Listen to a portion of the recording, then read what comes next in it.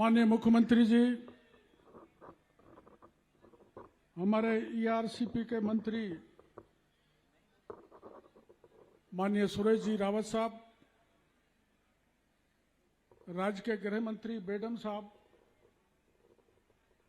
मंच पर विराजमान हमारी पार्टी के जिलाध्यक्ष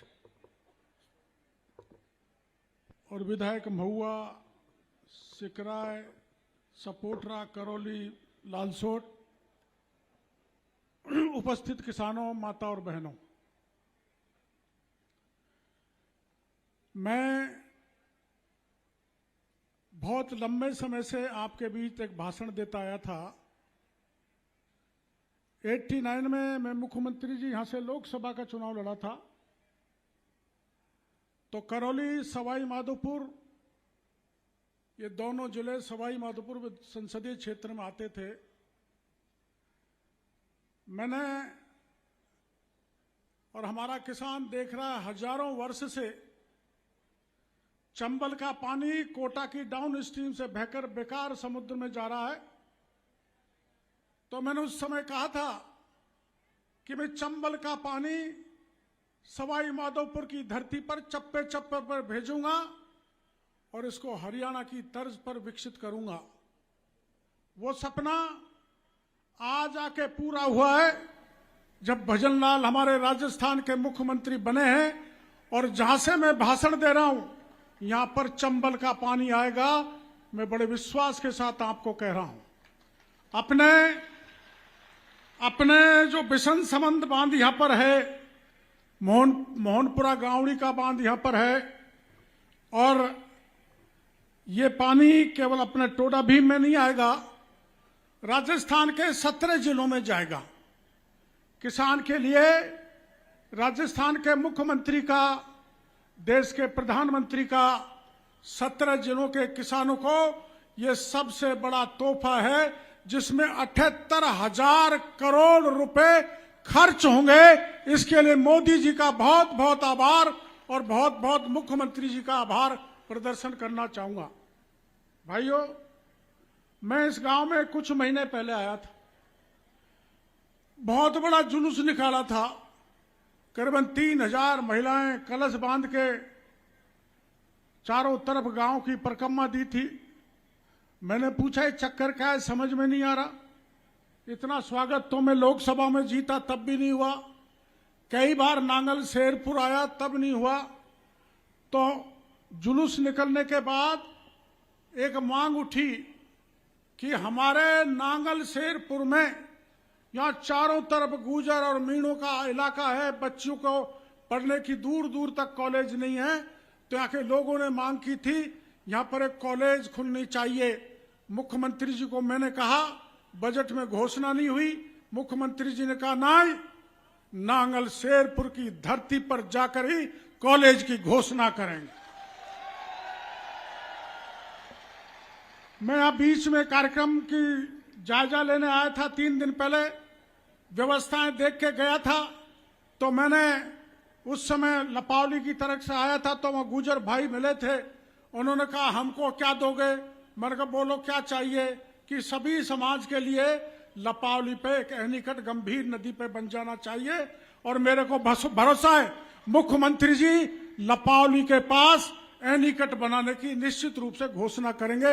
इस बात का भरोसा मैं आपको देना चाहता हूं। इससे आपके इलाके का जल स्तर बढ़ेगा। मुख्यमंत्री जी, ये नदी है गंभीर, जो भरतपुर तक जाती है। इस पे पांचना बना हुआ है और उसमें 3 जगह बड़े एनीकट बना दिए हैं। एक कटकड़ के, एक दानालपुर के पास, एक महावीर जी के पास, एक पहाड़ी के पास। अब एक जगह लपावली रह गई, जहां पे आज ये मांग हमारी पूरी हो जाएगी। तो आपको मैं बहुत, यहाँ की जनता के तरफ से बहुत बहुत आभार प्रदर्शन करूंगा, बहुत बहुत धन्यवाद देना चाहूंगा। हमारे यहाँ पानी की कमी आ गई, सर्वत्र आ गई, लेकिन ये जो गंगा लेके देश के प्रधानमंत्री चंबल से लेके यहाँ तक पानी चप्पे चप्पे पर पहुंचा रहे हैं, जिसकी घोषणा मैंने 89 में सांसद बनते समय आपके बीच में की थी कि चंबल का पानी लाके रहूंगा, कितने साल लग गए 89 से अब तक, कोई 40 साल बाद यह आपकी जो है समस्या का समाधान करने का सौभाग्य हमारी डबल इंजन की सरकार को मिला।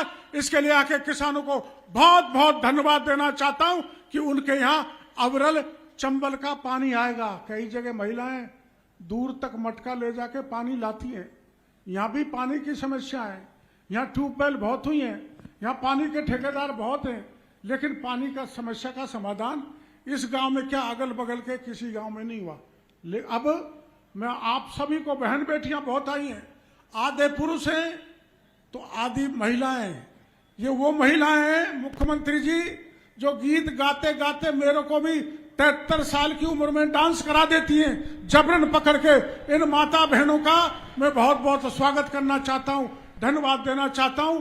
मैंने इनसे कहा था कि पूरी महिलाएं आना, पूरी महिलाएं यहाँ पर आइए। बहन बेटियों, आपकी कोई मांग ऐसी नहीं रहेगी जो पूरी नहीं हो, आपको मैं भरोसा देना चाहता हूं। मेरे भाइयों, आपने अब ये खाद, बिजली, नकली खाद, नकली बीज, नकली पेस्टिसाइड, इसकी खोज करने वाली हमारी सरकार है। किसानों ने कभी भी नहीं सोचा था कि डीएपी खाद नकली आएगा, फर्टिलाइजर नकली मिलेगा, लेकिन हमने अंदर तय तक जाकर नकली खाद को भी पकड़ लिया, नकली दवा को भी पकड़ लिया, नकली बीज को भी पकड़ लिया। और मैंने आश्वासन दिया राजस्थान के किसानों को, मुख्यमंत्री जी ने भरोसा दिया कि अब आगे हम ऐसी व्यवस्था करेंगे कि किसान को नकली बीज नहीं मिलेगा, घटिया खाद नहीं मिलेगा, असली पेस्टिसाइड मिलेगा। केंद्र सरकार के केंद्रीय कृषि मंत्री जी ने कल ही घोषणा की है, इनके लिए ऐसा सख्त कानून ला रहे कि जो किसान के साथ धोखा करेगा, छलावा करेगा, किसान को लूटेगा, घटिया खाद देगा, नकली खाद देगा, नकली बीज देगा, नकली पेस्टिसाइड देगा, केंद्र सरकार एक बिल ला रही है जिसमें 10 साल की सजा और 20 लाख तक की पेनल्टी का प्रावधान भारत सरकार करने जा रही है। किसी भी व्यापारी की हिम्मत नहीं पड़ेगी कि किसान के साथ छलावा किया जाए, किसान के साथ धोखा किया जाए। भाइयों, मैं भी आपकी तरह साधारण किसान परिवार में जन्मा हूं, मुख्यमंत्री जी भी साधारण किसान परिवार से जुड़े हैं। आप भगवान तो नहीं है, लेकिन भगवान से कम नहीं है। आप अन्नदाता हो, अन्नदाता भगवान से कम नहीं है। आप देश की जनता का पेट भरते हो। एक समस्या जो हमारे इलाके की है वो पूरे राजस्थान में थी। वो समस्या क्या है कि रात को बिजली आती है, रात की बिजली, रात के कड़ाके में मेरा किसान कड़ाके की ठंड में खड़ा होकर लाल बहादुर शास्त्री ने नारा दिया था, जय जवान जय किसान।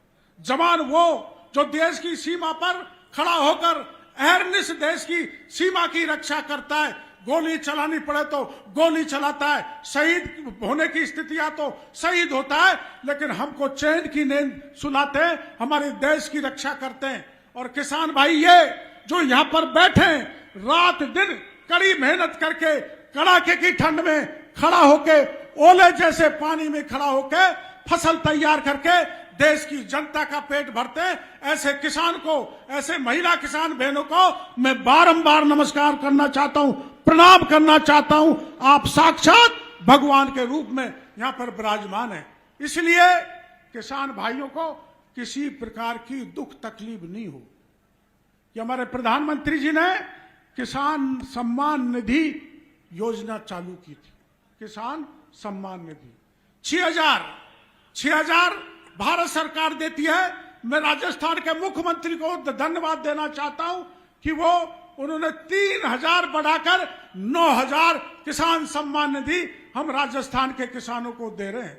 जो एमएसपी पे गेहूं और दूसरे उसकी खरीद की जाती है 150 रुपए, और 3 साल में 450 रुपए बढ़ाकर एमएसपी पे राजस्थान सरकार के, राजस्थान किसान के गेहूं को खरीदेगी।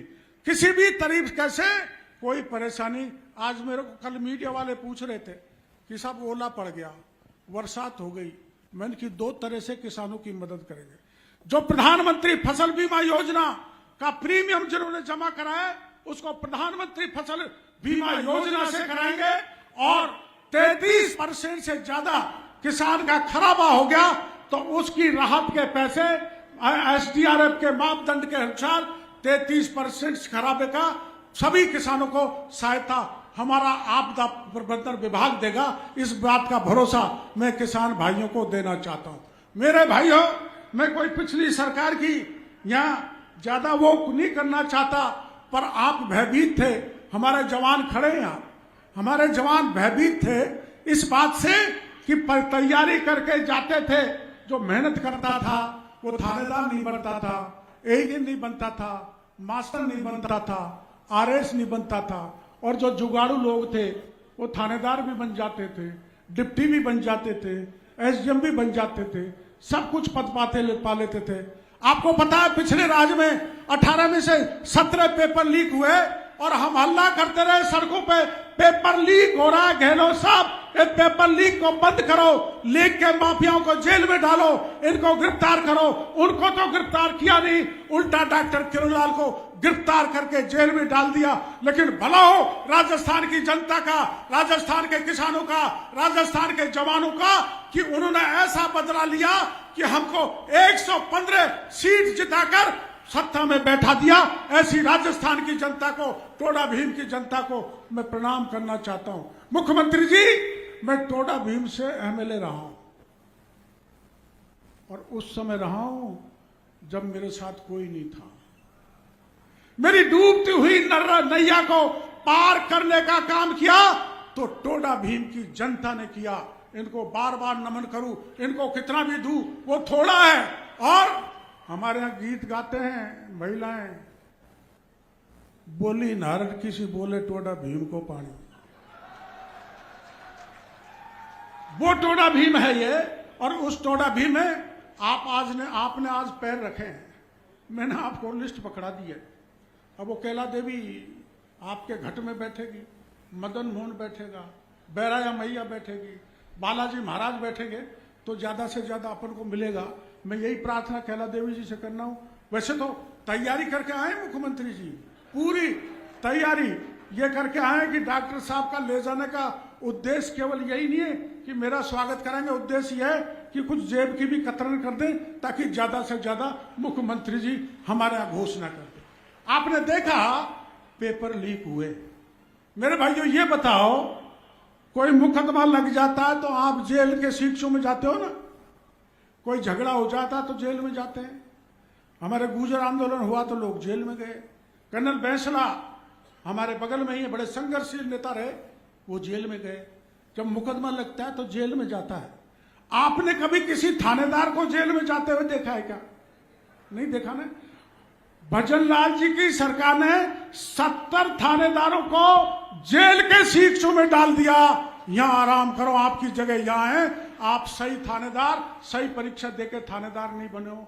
और जिन्होंने गलत थानेदार बनाया उन आरपीएससी के मेंबरों को भी जेल के शिक्षों में डाल दिया।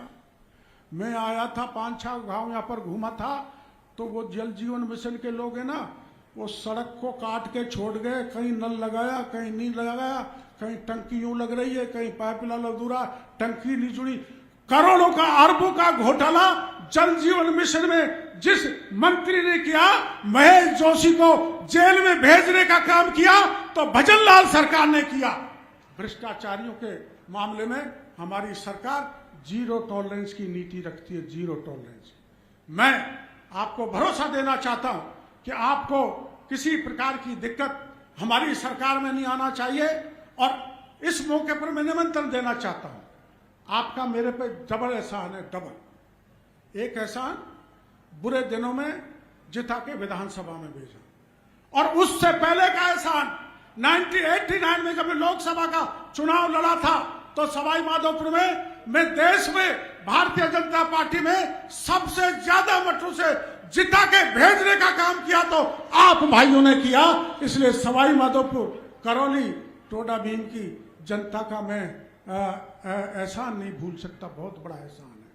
माननीय मुख्यमंत्री जी, आपके भरतपुर से लेके वैर आ जाओ, हिंडोन आ जाओ, करौली चले जाओ, हमारे महुआ चले जाओ, आप जैसी भाषाएं हमारे यहाँ बोलते, क्या हाल है लाला तेरो, ए ललुआ क्या हाल है तेरो, ओ मोड़ी, पानी पाते, ये भाषाएं हम बोलते, हमारी भी ब्रज की भाषा है, हम भी ब्रज, बस यहां तक ब्रज है।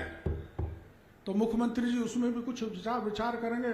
आप पे बंशीधारी गिरधर गोवर्धन जी की बड़ी कृपा है। और यहां से मैंने आपसे कहा, आपका मैं धन्यवाद देना चाहूंगा। इस गांव से जितना भी भावीर जी के आसपास के गांव है, ये सब पैदल गोवर्धन जी जाते हैं। मेरे गांव होके, साता होके, सीधे वहां भुसावर पहुंच के गोवर्धन जी जाते हैं। मैंने आपसे कहा था यहां से वहां तक सड़क बना दो, 64 करोड़ रुपए उसमें आपने दिए। 64 करोड़ में गोवर्धन जी जाने के लिए यहाँ के भक्तों का ऐसा सुंदर रास्ता बनाए कि वो बेरोक टोक गोवर्धन जी तक जाएंगे और उनकी सफल यात्रा होगी। मैं ज्यादा नहीं बोलूंगा। मुख्यमंत्री जी को फिर अगला कार्यक्रम में पुष्कर में जाना है, क्योंकि पुष्कर के हमारे माननीय सुरेश जी मंत्री हैं। सुरेश जी जरा खड़ा हो जाओ। यही सुरेश जी, ताली बजाओ जोर से। सुरेश रावत। ये मैंने पूछा कहां से आ रहे हो आप, इतनी देर कैसे हो गई? मुख्यमंत्री जी इन्होंने, सुरेश जी ने कहा कि हम बूंदी से आ रहे हैं। कि बूंदी में क्या कर आए? ऐसी लीला आप जाके देखना, मैं आपको ले चलूंगा। वरना किसान, मैं कृषि मंत्री हूं, आप ये जो कृषि की प्रदर्शनी लगी है ना, सब किसान देख के जाना। इधर पश्चिमी राजस्थान, गंगानगर, हनुमानगढ़ में किसान ट्रेडिशनल खेती से हटकर ये खेती कर रहे हैं। उससे किसान की आय बढ़ती है, किसान आर्थिक दृष्टि से मजबूत होता है। तो मंत्री जी बता रहे थे हम पानी यहां नांगल में ला रहे हैं, टोडा भीम में ला रहे हैं, सिकरा है, बांदीकुई, राजगढ़, सब जगह अलवर तक ले जा रहे हैं। वो पानी आ कैसे रहा है कि चंबल नीचे चल रही है, चंबल नीचे चल रही है। और चंबल को खुदाकर चंबल का ही पानी नांगल, शेरपुर और गंभीर नदी तक लाया जाएगा। और अपने हिंडौन में वो बांध है ना, कौन सा, उसमें पानी डालेंगे। और करौली में बांध है ना, पांचना में डाल देंगे। और ये बिशन संबंध में डालेंगे। अब आप अंदाज लगा सकते हो, आपने जिंदगी में नहीं सोचा होगा चंबल का पानी यहां तक आ जाएगा। मैं कोई पार्टी की प्रशंसा करने की दृष्टि से नहीं कर रहा, किसान की चिंता करने की दृष्टि से मोदी जी ने यह तय किया, चाहे कितना ही पैसा लग जाए, लेकिन पूर्वी राजस्थान के चप्पे चप्पे पर चंबल का पानी पहुंचना चाहिए। और पैसा कितना दिया?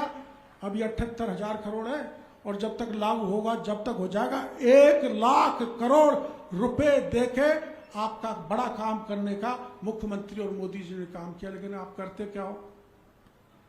आप बैठ जाते हो।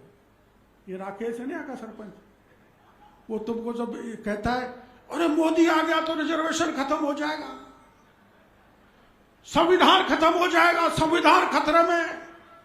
अब जिसको आपने चुना है, क्या नांगल शेरपुर में 1000 घर हैं?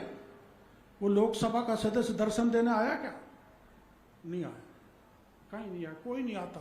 क्योंकि ऐसा माहौल प्रतिपक्ष के लोगों ने बनाया, आरक्षण खत्म हो जाएगा, संविधान खत्म हो जाएगा, बहकावे में आने की जरूरत नहीं। डॉक्टर केजरीवाल आपके बीच में रहता है, मुख्यमंत्री से अच्छा संबंध है, प्रधानमंत्री जी से भी अच्छा संबंध है। हमारी पार्टी कभी कोई बुरा गलत काम नहीं करेगी, गरीबों का उत्थान करेगी। और मेरे तन में जब तक प्राण है, आपके आरक्षण का कोई बाल बाका भी नहीं कर सकता। इस बात का भरोसा सभी भाइयों को देना चाहता हूं और मुख्यमंत्री जी से निवेदन करना चाहता हूं, संबोधित करें और ज्यादा से ज्यादा तोहफा हमको दें, बड़ी खुशी होगी। और मैं आपका बड़ा आभारी रहूंगा। उसका कारण है कि मैं यहां से एमएलए रहा। एमएलए 3 महीने ही रहा, 3 महीने ही तो कुछ काम ही नहीं किया, क्योंकि पार्टी ने कहा एमएलए छोड़ दो, अब दौसा से चुनाव लड़ो, तो दौसा से जाके चुनाव लड़ लिया।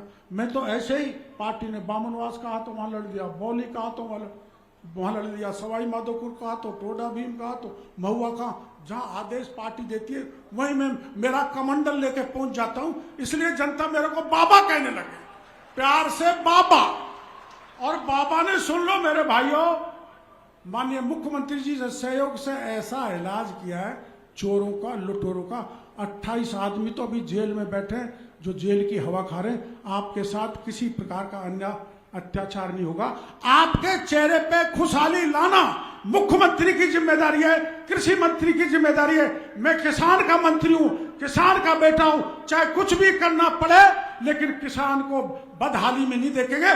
किसान के चेहरे पर खुशहाली लाना हमारी जिम्मेदारी है और जवानों को ज्यादा से ज्यादा नौकरी देना भजनलाल जी की सरकार की जिम्मेदारी है।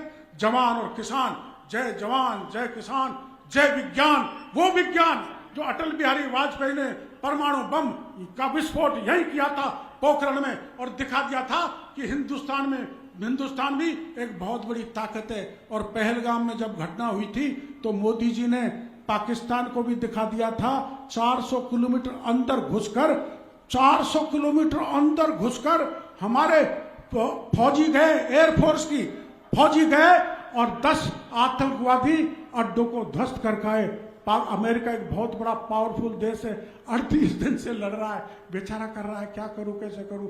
वो विदेश नीति है, उसमें मैं ज्यादा नहीं जाना चाहता, लेकिन पाकिस्तान का ऐसा मुंह तोड़ जवाब मोदी ने दिया है। मोदी केवल चाहता है मेरा देश मजबूत बने, देश में दुनिया में देश का नाम ऊंचा हो। ऐसी पार्टी, ऐसी विचारधारा के साथ जो 24 घंटे में पाकिस्तान का इलाज कर दे, ऐसी विचारधारा को आपको समर्थन देना चाहिए, साथ रहना चाहिए। देश को मजबूत करने, किसान को मजबूत करने, युवाओं को मजबूत करने और महिलाओं को शक्ति देने का काम करेगी तो हमारी सरकार डबल इंजन की करेगी, भ्रष्टाचार मुक्त करेगी, भय मुक्त करेगी। इन्हीं शब्दों के साथ मैं आप सबको बहुत बहुत धन्यवाद और आभार प्रदर्शन करना चाहता हूं। बहुत बहुत आभार आपका। और अभी तक तो सिर्फ 10% तालियां मिली हैं, अब एक बार जोरदार तालियां होनी चाहिए क्योंकि अब वो घड़ी आ गई है जिसकी प्रतीक्षा हम सभी को थी, जो कि राजस्थान के कोने